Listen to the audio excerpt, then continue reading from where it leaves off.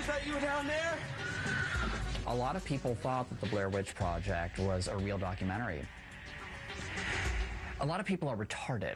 It's real, dude. Dude, I'm telling you, I know a guy who knows a guy who was out in the forest when they were shooting this thing. The setup of the movie was there was a young girl who was doing a film project, and she took this camera crew with her into the woods, and she was going to find the Blair Witch. If you know where we're going, we wouldn't be hiking like we're in the middle of the woods. It was like, how many times can you get lost in a movie? I know, it's rough to get out of the woods, but sooner or later you send up a flare. I was actually pretty scared by the Blair Witch Project. The Blair Witch Project just didn't do it for me at all. More than anything, I was just nauseated by the camera work. I loved that movie because it wasn't like, hey, look at these fancy special effects. It was all about acting, and it was all about cool camera angles and kind of crazy little flashlight, and I'm so scared.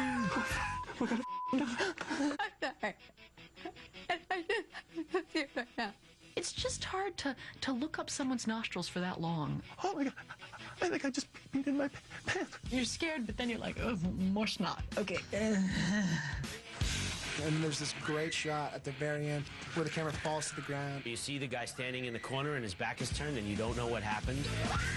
It looks like some guy peeing in a corner. And it's like, ooh, yeah. Not very scary. I was expecting someone, I'm the Blair Witch, I'm coming for you. Where are you? We never saw the Blair Witch. I couldn't wait for them to die. The witches just should have came as soon as they got lost. Bam, dead, good night. Get ready for some Tae-Bo!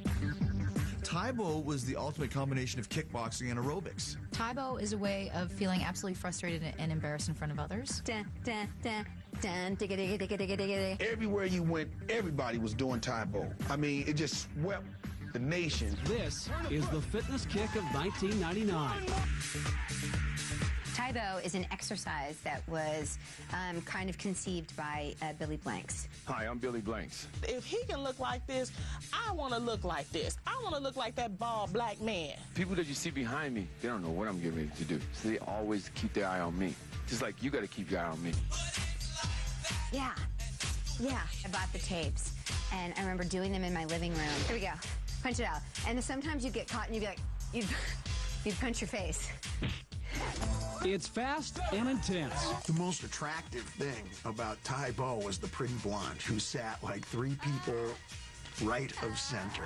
I used to do Tae-Bo, and I knocked over everything in my house doing Tae-Bo. Police was knocking at my door thinking something was wrong. I'm just exercising, officer. Sweet. The easy questions were always first. What takes place under a big top? Complete this phrase. Eeny, meeny, miny, what? Is it A, Mo, B, Shemp, C, Curly, D, Larry? What did Cassius Clay change his name to? Muhammad Ali or Jiminy Cricket? What's your favorite color? How much is 2 + 2? What do you put with peanut butter and bread? The first, 6 questions are really easy, and then it's impossible. It was so intense because the lights spot on you and you can feel everybody breathing behind you and thinking how stupid you are. 8 questions away from $1 million. Here it comes. Yo, homeboy put so much pressure. The lights are going and there's music and there's a bass line. Coming up, Susan Lucci finally wins the big one. I think in a certain way you're kind of let down. You're kind of going for the 0 for. To be 1 for 19 is not nearly as glamorous as being 0 for 20, 0 for 25. Oh boy. And the joy of watching guys kick each other's asses. I want you to hit me as hard as you can. Next on I Love the 90s, 1999. Welcome to Fight Club. Fight Club, the best movie ever made. First rule of Fight Club is you do not talk about Fight Club. I would talk about Fight Club, but nobody talks about Fight Club. Then how do you get people to join? That's not good promotional skills. Second rule of Fight Club is you do not talk about Fight Club. Second rule of Fight Club, don't tell anybody that Edward Norton and Brad Pitt are the same guy. Funny was Brad Pitt in Fight Club. I mean, look at the guy. He's gorgeous. I'm not gay, but when you see Brad Pitt's body, come on, dude. That's who you want as your alter ego. You created Yo quiero Taco Bell. Yo quería Taco Bell. The Taco Bell Chihuahua. Damn, that dog was hot. Finally, somebody with a Latin accent is making wave here. You understand? And it was a dog. What's the old saying? Some people are believed to be fools and others open their mouths and remove all doubt. I guess John Rocker removed all doubt, thankfully. I love. Plus, the dangers of reading Harry Potter. It's always fascinating to see what upsets fundamentalists. I know you didn't like the Jews, but it turns out you don't like Harry Potter. Brandon Boyd, the dirty girly rocker, and Kid Rock, the dirty redneck rocker. The movie Sixth Sense came out, I thought, put it like this, after I'd seen that movie, I was scared to be in the house alone. Even to this day, I'm scared to get up to go to the bathroom. It was too scary for me. I can't deal with movies like that. He was a little kid, man. He was wacky, wasn't he? He was wacky. He sees dead people? Yes. Yeah. I see dead people. Yeah. Oh, yeah, that's right. Oh, wow. Yeah, he never did talk to the mom. They were just sitting there. That was too hardcore. For real, for real. Harry Potter is a publishing phenomenon, continuing to thrill readers of all ages. Harry Potter. How are you, you little Harry Potter? The Harry Potter books were like a phenomenon. Yeah, we're a little obsessed with Harry Potter. It's kind of like the new Mary Poppins. It's been years since they've seen such excitement in children. I'm going to start reading it as soon as I get home. It was like America finally went, all right, books. We can read these? What's in them? Words that make pictures in your head. Really? 1999. Coming up, The Matrix teaches us a new way to accessorize. Nothing accentuates the trench coat better than automatic weapons. Plus, break out the bacon. Dr. Atkins says it's okay. Nothing but beef, bacon, beef. Next on I Love the 90s, 1999. But first, I would like to think that this is something that goes on in every office. I'd like to think that there's someone like Gary Cole in every office. Hello, Peter.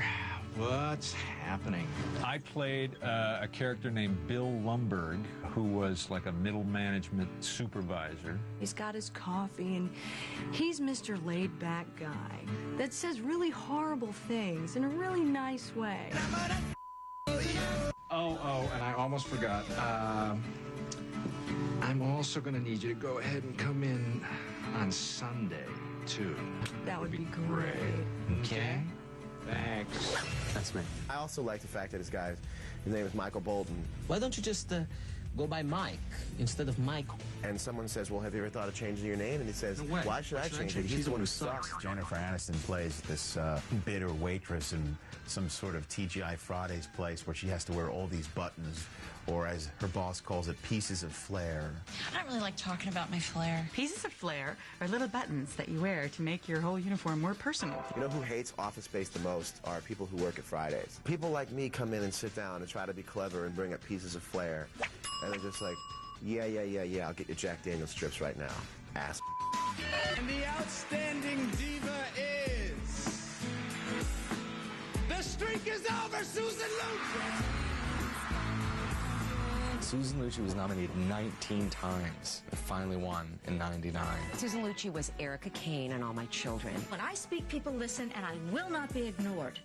Forever, she was there, I don't know, maybe from the beginning. This is her first win in 19 nominations. Everything that happened in the 90s, the torment, the strife, the war, the collagen, everything was just really a warm-up for Susan Lucci winning her Daytime Emmy. I truly never believed that this would happen. I think in a certain way, you're kind of let down. You're kind of going for the 0 for. To be 1 for 19 is not nearly as glamorous as being 0 for 20, 0 for 25. You know what? She deserves it. She's been in the soap opera business a long time. And she's always done nice work, so... Good for you, Susie. Coming up. What is The Matrix? The movie that messed with your mind in a totally awesome way. Just seeing Keanu Reeves say, whoa, was worth the price of admission. Whoa. The Matrix, next on I Love the 90s, 1999. But first... The Matrix, what a great flick, man. That was a mind bender. It was the ultimate guy movie because it was dealing with numbers and with fighting and with the intellectual aspects of society. And it's like, okay, this is getting boring. Whoa. Just seeing Keanu Reeves say, whoa, was worth the price of admission. The clothing was mad cool. I mean, just black, man, is cool. Nothing accentuates the trench coat better than automatic weapons. I'm not gonna front. I bought a long black coat after that, you know, and I'm like, because I like that little sound it makes. It totally blew my mind to see how they did the 360-degree rotation with the cameras and how they shot it. And then there would just be lots of spinning, but there's special effects. So it looks really exciting. The thing that bugs me about the movies like The Matrix is nobody's a very good shot. There's lots of bullets flying, but nobody gets hit. And then at some point you can just slow the bullet down and make it go away. I wish I had that type of power. I would go to all these bad neighborhoods and just talk crap. Listen here, gangster, you ain't nothing. You ain't trying to shoot me. The Matrix was like the Hangover that ended the 90s. There ain't no Friends or Seinfeld, okay? It was all a big dream. It was all robot goo. Whoever wrote that flick, thank you.